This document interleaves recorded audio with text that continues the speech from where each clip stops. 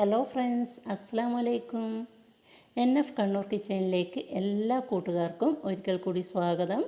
ഇന്ന് ഞാൻ വന്നിരിക്കുന്നത് ബീട്രൂട്ട് പച്ചടിയുടെ റെസിപ്പി ആയിട്ടാണ്. കുറഞ്ഞ ഇൻഗ്രീഡിയൻസ് കൊണ്ട് പെട്ടെന്ന് തന്നെ തയ്യാറാക്കാൻ പറ്റിയിട്ടുള്ള ടേസ്റ്റി ആയിട്ടുള്ള ബീട്രൂട്ട് പച്ചടി എങ്ങനെയാണ് തയ്യാറാക്കുന്നതെന്ന് നമുക്ക് നോക്കാം. അപ്പോൾ വീഡിയോ എല്ലാവരും ഫുള്ളായിട്ട് കാണാം. ശേഷം ഇതുപോലെ ഒന്ന് ട്രൈ ചെയ്ത് നോക്കിയിട്ട് ഫീഡ്ബാക്ക് പറയാൻ മറക്കരുത്.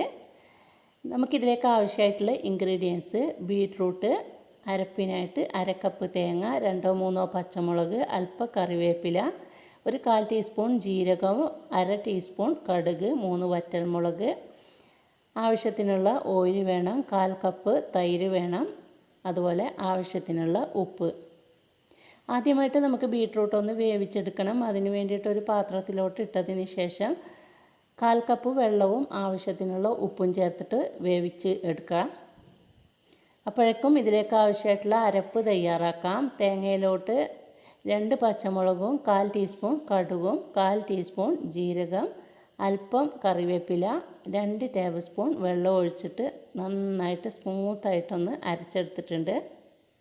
അപ്പോഴേക്കും ബീട്രൂട്ടിൻ്റെ വെള്ളമൊക്കെ ഏകദേശം ഒന്ന് ഡ്രൈ ആയി വന്നിട്ടുണ്ട്. ബീട്രൂട്ട് വേവിക്കുമ്പോൾ കൂടുതൽ വെള്ളം ഒഴിക്കരുത്. അപ്പോൾ നമ്മൾ വേവിച്ച് കഴിഞ്ഞാൽ വെള്ളം നമുക്ക് എടുക്കാൻ പറ്റില്ല. അപ്പോൾ പരമാവധി ഒന്ന് ഡ്രൈ ആക്കി എടുക്കുക. വെള്ളം കളഞ്ഞാൽ അതിൻ്റെ വൈറ്റമിൻസൊക്കെ നമുക്ക് നഷ്ടമാവും. ഇനി നമുക്ക് ഓഫാക്കിയതിന് ശേഷം മിക്സിയുടെ ജാറിൽ നിന്നും അരപ്പ് വേറൊരു പാത്രത്തിലോട്ട് മാറ്റിയിട്ട് സെയിം ജാറിലോട്ട് നമുക്ക് ഈ ബീട്രൂട്ട് ഇട്ട് കൊടുക്കാം.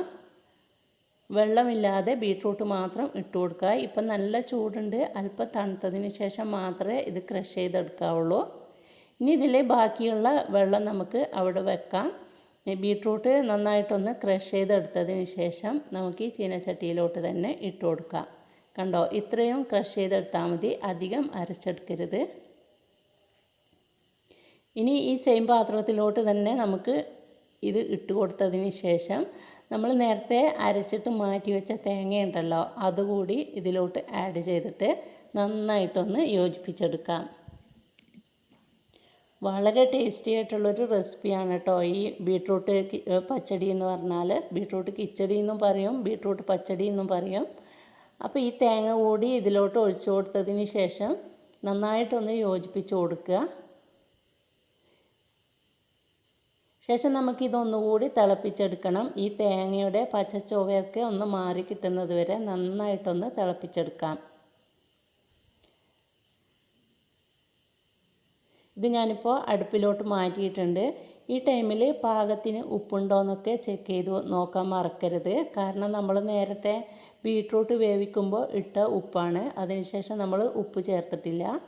ഇപ്പോൾ ഇതിൽ കുറച്ച് ഉപ്പ് കുറവാണ്. ഞാൻ 1/4 ടീസ്പൂൺ വരെ ഉപ്പ് കൂടി ഇതിലോട്ട് ആഡ് ചെയ്യുന്നുണ്ട്. നമ്മളിപ്പോൾ തേങ്ങയൊക്കെ ചേർത്തതാണല്ലോ, അപ്പോൾ ഉപ്പ് കുറഞ്ഞിട്ടുണ്ട്. അതുകൊണ്ട് കുറച്ചുകൂടി ഞാൻ ഇട്ട് കൊടുത്തിട്ടുണ്ട്. ഇനി ഇത് നന്നായിട്ടൊന്ന് തിളച്ചതിന് ശേഷം നമുക്കൊരു 2 മിനിറ്റ് തിളപ്പിച്ചതിന് ശേഷം ഫ്ലെയിം ഓഫ് ചെയ്യാം. ഫ്ലെയിം ഓഫ് ചെയ്തിട്ട് വെച്ചതിന് ശേഷം മാത്രമേ നമ്മൾ ഇതിലോട്ട് തൈര് ചേർക്കാവുള്ളൂ. അടുപ്പിലോട്ട് നേരിട്ട് കുക്ക് ചെയ്യുമ്പോൾ തന്നെ തൈര് ചേർക്കരുത്. ഇപ്പോൾ നിങ്ങൾക്ക് കാണാൻ പറ്റുന്നുണ്ടാവും ബീട്രൂട്ട് ഏകദേശം നന്നായിട്ടൊന്ന് തിളച്ച് വന്നിട്ടുണ്ട്. ഞാനിപ്പോൾ ഫ്ലെയിം ഓഫ് ചെയ്തതിന് ശേഷം ഇതിലോട്ടൊരു 1/4 കപ്പ് തൈര് കൂടി ചേർത്തിട്ട് നന്നായിട്ടൊന്ന് യോജിപ്പിച്ചെടുക്കാം. ഇനി നമുക്ക് ചൂടാക്കേണ്ട ആവശ്യമില്ല. ശേഷം ഇത് നമുക്ക് മാറ്റി വെക്കാം. ഇനി ഇതിലോട്ടൊന്ന് വറുത്തൊഴിക്കണം. അതിന് വേണ്ടിയിട്ട് ഒരു ചീനച്ചട്ടിയിലോട്ട് 1 ടേബിൾ സ്പൂൺ വെളിച്ചെണ്ണ ഒഴിച്ചു കൊടുക്കുക. ഓയിൽ ചൂടാകുമ്പോൾ 1/2 ടീസ്പൂൺ കടുകും 2 വറ്റൽമുളകും അതുപോലെ അല്പം കറിവേപ്പിലയും ചേർത്തിട്ട് നന്നായിട്ടൊന്ന് മൂപ്പിച്ചെടുക്കാം. ശേഷം ഈ ബീട്രൂട്ടിലോട്ട് ഒഴിച്ച് കൊടുത്തു കഴിഞ്ഞാൽ നമ്മൾ ടേസ്റ്റി ആയിട്ടുള്ള ബീട്രൂട്ട് പച്ചടി ഇവിടെ തയ്യാറായി കഴിഞ്ഞു. അപ്പോൾ എല്ലാവരും ഒന്ന് ട്രൈ ചെയ്ത് നോക്കിയിട്ട് ഫീഡ്ബാക്ക് പറയുമല്ലോ. അപ്പോൾ എൻ്റെ ഇന്നത്തെ ഈ റെസിപ്പി നിങ്ങൾക്ക് ഇഷ്ടമായിട്ടുണ്ടെങ്കിൽ ലൈക്ക് ചെയ്യുക, നിങ്ങളുടെ അഭിപ്രായം അറിയിക്കുക. അതുപോലെ കൂട്ടുകാർക്കും ഫാമിലിക്കൊക്കെ ഒന്ന് ഷെയർ ചെയ്ത് കൊടുക്കുക. ചാനൽ ആദ്യമായിട്ട് കാണുന്നവരാണെങ്കിൽ സബ്സ്ക്രൈബ് ചെയ്ത് എന്നെ സപ്പോർട്ട് ചെയ്യുക. തുടർന്ന് ഞാൻ ചെയ്യുന്ന വീഡിയോസിൻ്റെ നോട്ടിഫിക്കേഷൻ നിങ്ങൾക്ക് കിട്ടണമെന്നുണ്ടെങ്കിൽ ആ കുഞ്ഞു ബെൽ ബട്ടൺ ഇനേബിൾ ചെയ്ത ശേഷം മുകളിൽ കാണുന്ന ഓൾ എന്ന ഓപ്ഷൻ ക്ലിക്ക് ചെയ്യുക. അപ്പോൾ ഇൻഷാ അല്ലാഹ് ഇനിയും നല്ല നല്ല റെസിപ്പികളുമായിട്ട് നമുക്ക് വീണ്ടും കാണാം.